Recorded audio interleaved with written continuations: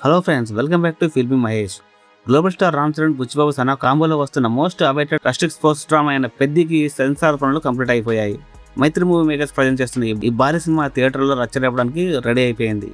అసలు censor board వాళ్ళు ఏ certificate ఇచ్చారు, సినిమా రన్ టైం ఎంత, లోపల ఇన్సెట్ టాక్ ఎలా ఉందో ఎలాంటి సోది లేకుండా చూసేద్దాం. చలో డైరెక్ట్ గా మ్యాటర్లోకి వస్తే, సెన్సార్ బోర్డు వాళ్ళు ఈ సినిమాకి UIA 16+ సర్టిఫికేట్ ఇచ్చారు. కానీ ఇక్కడ అందరికీ మైండ్ బ్లాక్ అవుతున్న విషయం ఏంటంటే, ఈ సినిమా రన్ టైం వచ్చేసి 3 hours 9 minutes అయితే ఉంది. రామ్ చరణ్ కెరీర్ లోనే ఇది one of the longest run time.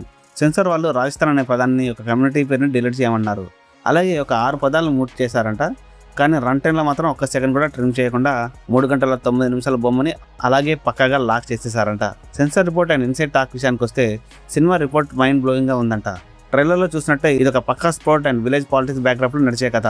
Ram Charan ఒక క్రాస్ ఓవర్ అథ్లెట్ గా ఒక రగ్గుల్ లుక్ అండ్ ఇంటెన్సిటీతో ఇరగదీశాడంట.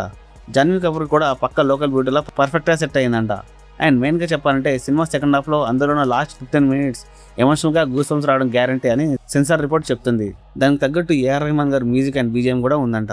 సో ఫైనల్ గా చెప్పాలంటే, June 4th థియేటర్లో 3 గంటల పాటు బుచ్చిబాబు సనా పక్కా మాస్ ఫీస్ట్ ఇవ్వబోతున్నాడు మనకి. దీనికైతే రామ్ చరణ్ ఫ్యాన్స్ పండుగ చేసుకోవచ్చు.